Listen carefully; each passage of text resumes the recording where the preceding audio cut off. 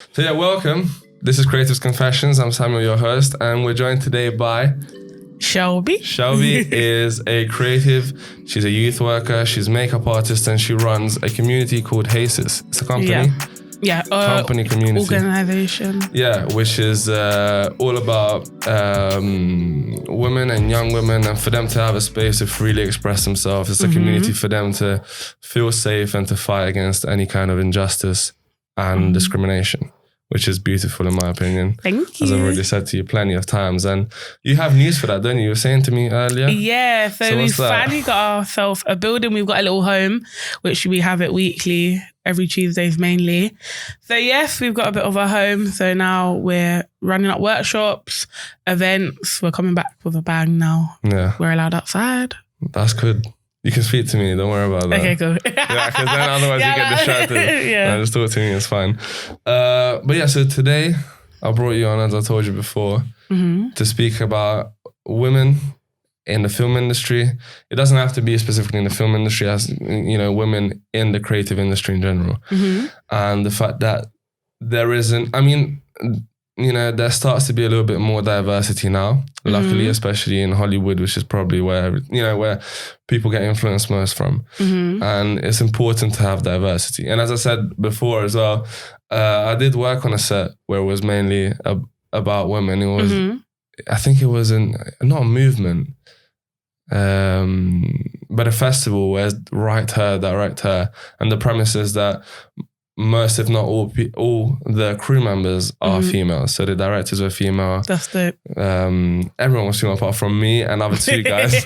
Yeah, because it was me, a group, and a gaffer, which were all the males on set, I think, as I recall. And it was amazing, honestly. Because usually females are seen, like women, are usually seen covering roles such as makeup artist and what's it called? Oh my God, I have a blank. But yeah, makeup artist and clothes in the film industry. And it shouldn't just be that. And that's why it was nice to see, as I said, to see the fact that, you know, it was a woman director, which she was one of the few first women directors who actually won an Oscar for Best Picture and Best Directing. Did she? I think it was, yeah. Native American, did you share it? I didn't, you know. I started to, and then I don't remember, but it's amazing to see. And finally, it's amazing to see that there's such a diversity, especially in a industry like Hollywood or everywhere. And it's needed, like, it's rightfully so. Like, it's been a long time coming, and it really shouldn't have took this long. Like, as you said, like, the roles are normally like makeup artists, stylists, that's what I'm runners, saying. But like, women can do so much more. But that's what I'm saying. It shouldn't just be like, I don't know, in my opinion, it should be natural. We shouldn't have a thing where it's like, oh, it's a female director. Or it's just a director. It's a director. Like, it shouldn't matter really whether irritates me in society. It shouldn't matter whether it's male or female. You know, it should be equal. Like, why do people look down on the fact that there's female directors or female assistant directors or cinematographers? Everyone on that set that I worked on was, you know, it was female based, and I loved it. They were all good. They were great. I didn't see why. And the art isn't any less because they're women. But that's what I'm saying. Like, usually, as I said, women is either makeup or they're either seen on screen. Yeah. Mostly on screen. They even get into the actual roles on screen or as usually well. producers. A lot of producers. But, you know, it should be director. Rightfully so. Because they bring a different look. Otherwise, you're just not giving them a chance. Yeah. How are you writing from a female's perspective when you're a male? Like, that's what I'm saying. That's different. Give the space to a woman. Like, exactly. But that's what the thing is. At the end, I don't know. I feel like most people don't give them credibility and they don't give them funding on their films because not because their film is bad, but because they're female directors, and that's so bad. Which also, like, if we're talking like biologically and like scientifically, like, women are much more nurturing, and even with a project, they're gonna treat it as a baby. Like, you know, like, I know stuff you work on, you're like, that's my baby. Like, I need to do that. Me, I refer to it as my baby all the time. It's like we take care of what we do, and we do what we do to the fullest. It only because we're women, it's not going to be like, oh, we're not going to sissy around it. Like, we're going to do what we're going to do, and it's like rightfully so. It's probably because you are women and you didn't, like, it's always been a bit of a disadvantage in the film industry that you actually put more work in than most male directors. 100%. Because you have to prove yourself twice as much in order to get the same amount of recognition, which is absolutely ridiculous. Exactly. Yes. But yeah, what have you got to add on that? In terms of, what have you found out from HASIS and from speaking to different women or young women, which are creatives or which just come through and do youth work with you? So, HASIS, we normally work with young women and girls around the ages of 13 to 25. And something that I've really figured out is like identity and like expression. We actually had a conversation about this the other day. Society really pushes, express yourself, be yourself. But especially for girls, the girls that I've been speaking to, it's like, oh, we can do that only if it's a certain avenue. So only if we are presenting a certain type of brand, yeah, we can express ourselves, we can be true to ourselves. But if we want to express something more outlandish, it's like, no, take that back. Don't express yourself. I'm not quite sure. It's been like an ongoing conversation. That's weird. But they didn't feel that it's, I don't know what, they can reach the same kind of level. I think it's just, I don't know, they shouldn't be scared of holding themselves back. They shouldn't. And that's what I've really been trying to work on. Of difference. Like, I think they're just scared of the fact that it won't go how they want it to if they strive for more. And it's that shouldn't be the case. There's opportunities for everyone, for literally everyone. There is. But also the young girls that I work with, a lot of them are from quote unquote deprived areas. Yeah. So it's like finding that opportunity in itself is like near and far. Like, it's pretty hard. Yeah, but I think it's important for you to have established HASIS. A lot of youth clubs in London have shut down during the past years, which is really bad. I think it was like over like 80 youth clubs across London. That is nuts. Like, it really helped a lot of people. And plus it's, it's a way to show them that, it's a way to show everyone that regardless, you just have to keep, keep going and be patient. Because it's not like, obviously growing in these kind of areas is like, you're exposed to different kind of opportunities which have bigger, I don't know, setbacks with time. And it's like, things come easy with that in a way. Yeah, it's true. Like, I grew up in Peckham. I'm born and bred Peckham. Like, I rep Peckham to the soul. Like, I love Peckham. Okay, let me take back love. But yeah. I get it. It's where you grew up. But it's like, that's what I'm saying. Like, they should understand that it's not, nothing comes easy. And I think in these kind of circumstances where some kids grow up in London, I mean, most kids grow up in London, it's like, oh, this can come easy, this, that. But if you have a bit of patience, then it will pay back. It'll pay out. And that's what you're showing them. Thank you. So, but yeah, like, I grew up in youth clubs as well. Like, my mum used to run like a youth play scheme. I used to attend loads of different youth clubs. And that's even part of like why I wanted to do HASIS, because a lot of the time everyone just chilled, which, don't get me wrong, on a Friday night I like to chill, like just get back, chill with your friends, play music. But when there was stuff, it was mainly dominantly for the boys. So there'll be like football or there'll be basketball. And like, don't get me wrong, girls can play basketball, but it would be predominantly predominantly boys. And the girls would normally like just sit in the corner, listen to music.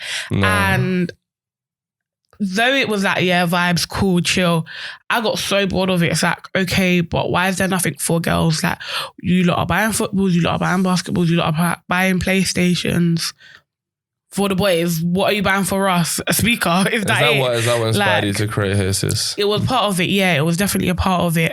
Because I just wanted somewhere where we can solely focus on girlhood and like womanhood and like what it means or how it feels to be a woman in today's society, what sisterhood is, because especially in London, I believe there's not much community for sisterhood. Like, there's not a lot of sisterhood, like, especially like in certain like areas, it's rivalry. Like, in every, really and truly in every industry, there's so much rivalry. Like, oh, there only can be one woman at top. Like, no, but you see, like, you made me think of my mother, she hates working with other women because they said that there's always so much competition. Mm-hmm. And I think, this toxic competition really puts people off. And that might also be the reason for why a lot of young women that come to you don't want to strive. Yeah, we want to dismantle, like Hasis wants to dismantle. What kind of things do you do? Like, so in terms of activities and what is it that you... we do loads of different workshops and like discussions. Publicize yourself. So we have... So our slogan is community, sisterhood, safe space. So the community side of HASIS is more so more the activist side. So like during the first lockdown, we did End Period Poverty, where we gave out free personal hygiene bags for young women and girls. That include like tampons, wipes, washcloth, soap, toothpaste, toothbrush, because that a lot of access to that was like near and far. Like not a lot of the girls had that. And then we have our sisterhood side, which is more so our workshops. So we had like a vision board workshop not too long ago. We have self-defense workshops. We have self-love, self-care workshops, as well as like knowing your rights or having discussions around gender pay gap or stereotypes or racism or equality, workshops, discussions. That's good. Stuff like that, as well as like we have like our fun stuff like games night and quiz nights. Of course, yeah. And then the safe space part of it is more like personal growth. So more like mentoring and personal plans and stuff like that. That's good, Shelby. Thank you. That's good. You're getting far with this. I like it. Thank you. We should actually do... Actually, you know what? We should do a whole... I wouldn't say a podcast, but like a conversation at Hasis. Yeah, now we got our building. Yeah, exactly. And now that you've got a place, that would be amazing. So we can actually speak freely, and you could create a series on type of... that would be sick. Are you active on YouTube with Hasis? No, not yet. We do want to though. We do want to. That'd be amazing. You can. Yeah, it's a good place to publicize me yourself. And cameras and YouTube. We did for our 1 year anniversary. We did like a podcast called Girls Night In, and we just spoke all things female, all things girl. And trying to upload it to YouTube was just a headache. Why? I had to try to do live stream. I had to do it the day after. Nah. I'm just not equipped for that. Like, I'm not equipped. You gotta call me. Don't worry, I can't help that. Next time, definitely. Where's this place again? Camberwell. Oh, okay, yeah. So we're based in like South, all around South. Bad. From Camberwell, Brixton, Peckham. We move around Fulton Heath. Yeah. No, definitely. We're trying to spread out there. Our aim is to get in schools. I was thinking about the congestion charge could come with the car. You drive? Of course. You passed? Sorry, that's gonna that's gonna hurt. Don't peak my what? Yeah, like 2 years ago, Shelby. Oh my gosh. Yeah, that's what I'm saying. I could just come with the gear because then there's space. Because otherwise having to carry all this... It's a lot. Yeah, on public transport in London is quite a pain, yeah. But anyway, I was going to ask you what, leaving the filmmaking spectrum for a little bit, in other creative sectors, in other creative niches in general, why do you think it lacks diversity? In what kind of sectors of the creative industry lacks a lot of diversity at the minute? And that there should be more. So as you say, Hollywood and the film industry are implementing it much more, which, sometimes I feel like it's for political reasons, but at the same time, I don't care for what reason they do it as long as they do it. Yeah, they're doing it. I mean? Yeah, it's true. I don't know. Writers in general, like, I feel like women writers need to get pushed forwards. I would say photography. To be honest, most photographers that I know are women. Really? That's most good. of them, yeah, because they, I know a lot of upcoming photographers, but I don't know if opportunities are given to the women. But I don't know. I actually don't know. I think it's just fear. I don't think it's fear. I just generally don't feel like... I feel like doors will get open, but as soon as you're there, doors are closed. Was that, it's a woman? Yeah. That's so bad. As well as like on top of that, like depending on like your ethnic background, like that being a black there's woman of course is there's a a lot of whole new like it conversation. does seem like there is no discrimination on race, whether you've got a African background, Asian background, wherever there's still a lot of discrimination, which isn't shown, which that was pissing me off. Is like, they act like they're open-minded, where it's just not the case. Yeah, they do just think diversity. Okay, yeah, exactly. We got one woman in this team, so woohoo. Okay, yeah, that's diversity. Well, it's not. Yeah. It's not, is it? Yeah, it's not equal opportunity. What else? Speak up. I'm not quite sure. My mind's gone a bit blank. Yeah, same. I'm actually quite knackered. I need to catch back on things. And the timer still isn't on. Mate. We got some time. No, but okay. I don't know. Music artists are stepping up. Women artists are stepping up. But the producers... I don't think there's enough female producers. Do you know anything? Like, do you know... you said before that you also worked on a set which was predominantly women. Mm-hmm. What was that about? That was Walk With production. Right. They had a female set for... And what was the film about? It's called Escape. It's not out yet, but it should be out by the time this comes out. I was actually thinking I wanted to make... Because I'm in the process of writing a short based on feminism. Okay. But like women mainly. Mm-hmm. And I'm still trying to figure out the story. Although I want it to be a representation of strength. Mm-hmm. Obviously not physical strength. You know what you could do? Not physical strength, because that doesn't make sense. So as characters. Okay. Characteristical strength as pulling through. Obviously, there's a lot that can be included. But what were you saying? You could come down to one of our HCS sessions and like run a session, or I can help you run a session, and we talk about like what is strength, what does it look like.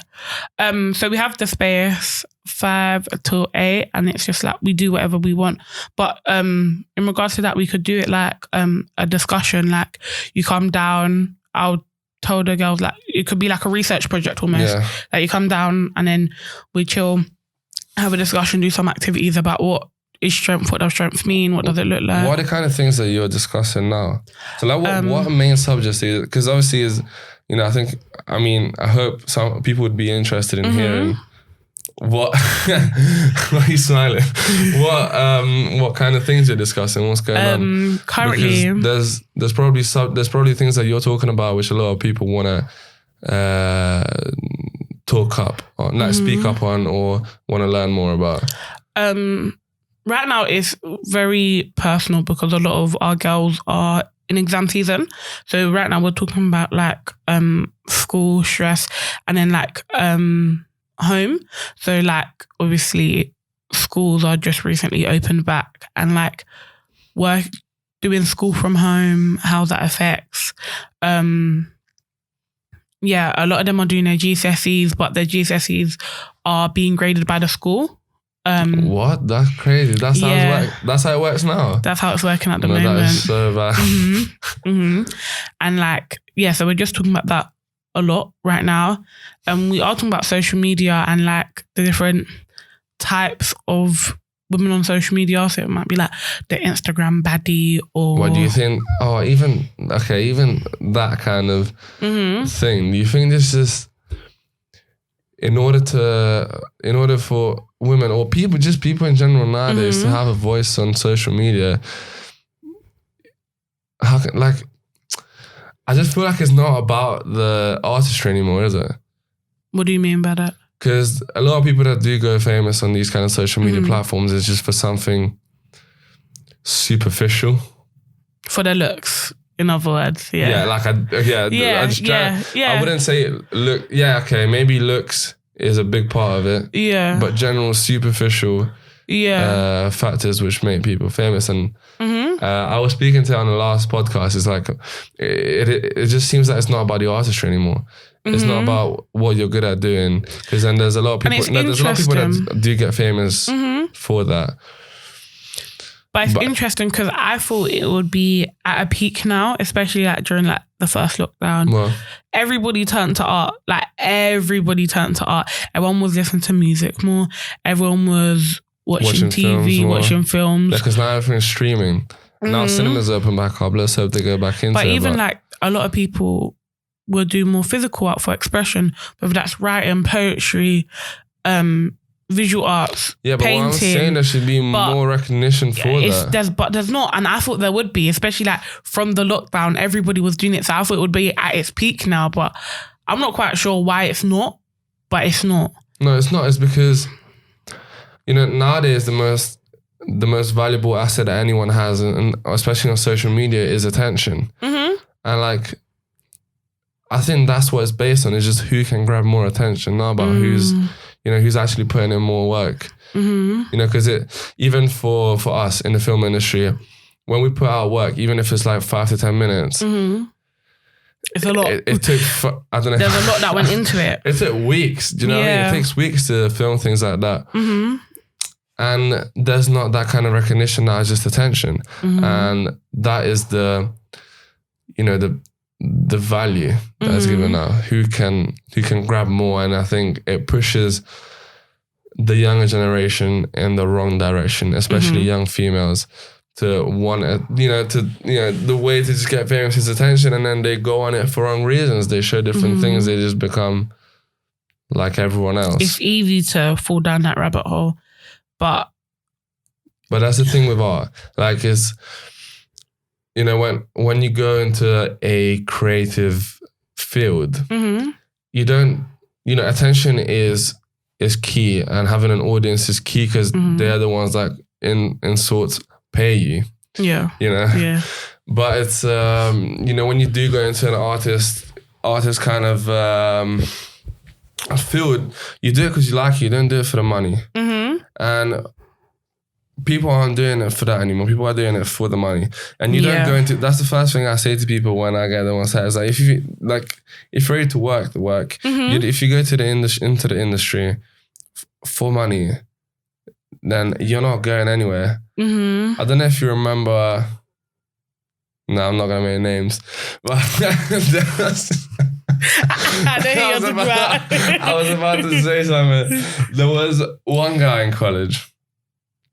We went to college together. Yeah. Just for background. There was one guy in college, which he was doing filmmaking too. And mostly music videos. Okay. I don't think I know who you're talking about. Okay, no. You might not. You might do. Okay. But he was just doing it for the wrong reasons. He was getting shoots. He's now doing nothing. Okay. And that is the thing. Like, he was getting shoots for money. And a lot of people do it for clout. Like, they want to be at top with the cool people. But you don't do it for money, because it's like, if you do it for money, you're not going to do it to the best of your ability. And that was the thing with him. He was like, he was getting jobs based on the money that they were giving him, but he didn't like them. And he wouldn't do them to the best of his ability. We could say that his name was Bob. Even if he's a fictional character, doing things for money is going to make you hate what you do. And I feel like people need to start knowing their worth. Like, your money isn't dependent on your worth. Like, wait, let me rephrase that. But money comes when people notice that you're doing things because you like them, because you're producing good work. I know a lot of people which I made no money of this podcast. I do it because I like it. I know a lot of people that started personal TV shows, or I know a lot of people that started channels or communities.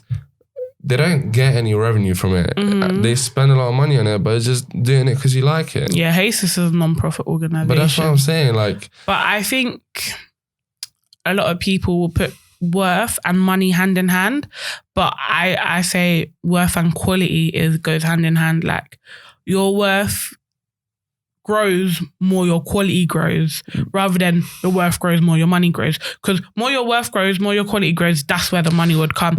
But a lot of people are doing it money, then worth, then quality.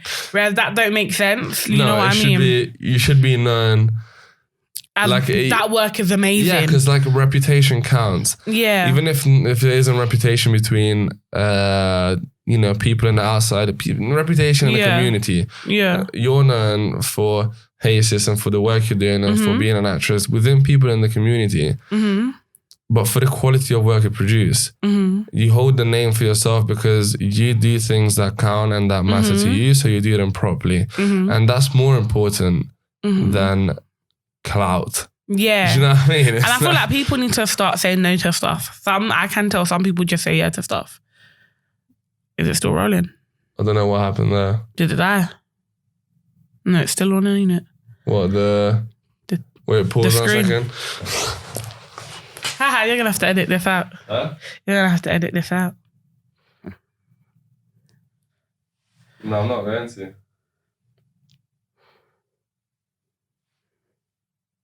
See, that's what I mean.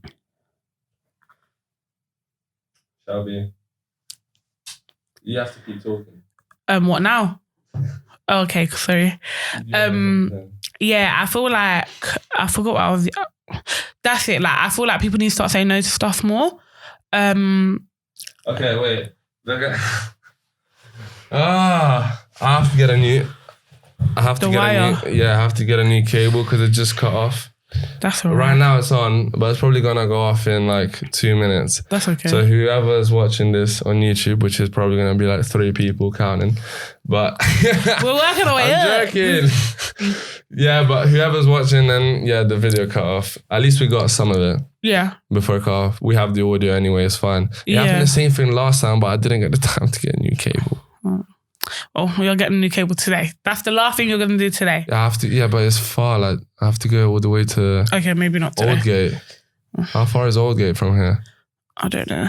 Anyway, let's carry on. What line? I don't remember. I don't go to this areas. Anyway, let's keep talking. What was he saying? I said I feel like more people need to reject stuff that don't align with them. Say no if it don't align with you. Curious, because I was watching. Jesus. I was watching a video of this guy who was saying about the art of saying no. And this is something I mentioned in the last podcast as well. It's just like you gotta be able to say no to things. You know, to even if, it's paid, but it's all about how you value your services. It's not if you don't think that they are valuing it, just I'm not gonna say anything, but you know who I'm talking about. Yeah.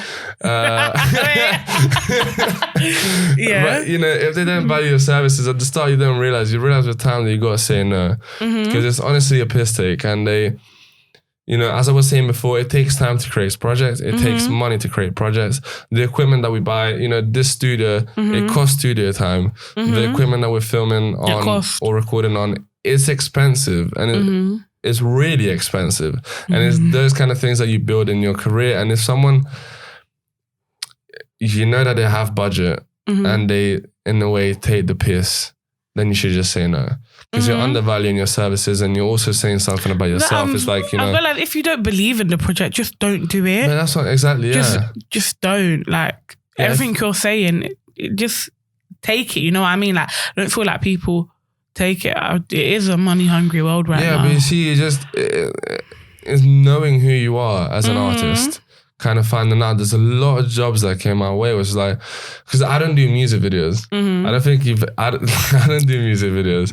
It depends which ones, but it's usually when people approach in London for music videos, you know what kind of music videos they are. Yeah. And it's a lot of times I was like, no, mate. Like, I mean, you're coming to the wrong person. This is not what I do, and I probably wouldn't be able to give you. And that's powerful. But that's things that people need to learn. You've learned that, but a lot of young artists haven't. It's like saying no to projects, even if they're paid. But it's not something I want to have on my reel. It's not something that I would do, because I don't do videos where there's a lot of effects. I don't like that. And that's value, as you were saying before, is self-worth. And being able to say no on certain occasions is self-worth. It is. What do you think? Keep saying no is part of self-care. Though you might do a hair mask, you might, I don't know, turn off your phone for the day. Saying no is all a part of that. Like, no. No is part of self-discipline. Tarantino, I don't even know if he owns a smartphone. Is it? But his Oh, it cut off again. yeah, I know it cut off. What can I do? The camera. I need to get a new cable because this is pissing me off. What? Oh, are you gonna see the visual from the camera on there? What do you mean? Yeah, you are until Okay. it cut off. Yeah. Okay. And then I'm gonna put like this like kind of ring of audio. Blah, blah. Okay. But anyway, there's a lot of directors, including Tarantino, which have this no cell phones on set thing, and most of them have that. But I think it's needed. It's good. You wouldn't. I don't know. You probably listen to music on the way to anything, but a lot of people don't like to. I don't. For example, I don't often I don't have headphones with me today. Because it's distract. I think it's distracting. It's mood setting. Exactly. That's what I'm saying. It changes when it my comes mood. to when I'm on my way to certain things, I want to be a blank canvas. Exactly. That I thought it was just a few people, but it's because when you listen to any kind of tracks, even if it switches from one to the other, it just changes your mood. Yeah. And it's so bad. Yeah. I'm an empath, so like I feel it. So it's like I would either listen to like an audiobook if I'm on my way to something and I need like some extra inspo. Or a podcast. Or just nothing at all. Like just take it in. Yeah. Like taking where I'm at. Or just thinking. Just my travel. We're just going, around thinking that music is so distracting. And actually, I need podcast recommendations, funnily enough. Oh, yeah. I know we shoot podcasts, but I don't listen to any. It's like watching films. A lot of people don't watch films. Like, I get easily influenced by things. And I don't know if it's the same with you, but I subconsciously copy things if I watch too much of it. Yeah. So I'd rather be blank in my own space. I'm the worst for that. Because I will like reference so much. Right now, for me, it's TikTok. Like I will reference so much stuff from TikTok. Yeah, my little sister, man. I'm sick of TikTok. Though you might learn stuff from it, I just feel like, if you consume too much of anything, it unconsciously taps into you. It influences you, right? Yeah. And then you do everything based on that. And then is your art your own now? Exactly, that's what I'm saying. It's just even YouTube, watching too much of YouTube influences your content. During the lockdown, the tier 3, tier 4 around winter, I was obsessed with true crime documentaries. And why is everyone now is so obsessed with true crime docs? And it's like, true crime docs and like true crime YouTubers. And like around that time, I was so scared to travel at night. And it's because of me watching the true crime documentaries. And I used to have like really bad like night terrors. I think people are just tormented now. Yeah, basically. Mate, that's... I don't know what it is. There's just trends, but yeah, it's all trends. We're going close to the closing time, and why has she got no head? It's a painting. That is so good. But anyway, everyone says that. We need time to pack up, so we should just shut off. I think this is, first of many conversations because I feel like we could talk for a lot longer. I just I don't know, like. I sort of didn't want to get it wrong in terms of speaking about women in the industry. And I wanted you on because you gave a lot of insight. I feel like we only touched on it, so we could go for days. I feel like we could we touched on the basis. Yeah, on the And basis. I think if we do more research in general, in terms of that, then we can do it. But that's why I was like, it's important to go to... I want to come over to Haces to actually speak to everyone and see their things on it, because we could gather a lot of... insight and different points of views, because obviously everyone's different, and regardless if they were born and raised in the same neighborhood, same settings, everyone has different ways of perceiving life, and so that's why I want to go speak to them. But we will come back on this topic because it's huge topic. Yeah, and I need more research important. as well. We both do. But anyways, thank you very much, Shelby. Thank you. Thank you very much, Shelby, for coming through. Thank you. This is it, isn't it? This is Say bye to everyone. Bye, guys. I was going to look at the camera. The camera's bye, off. guys. Ugh.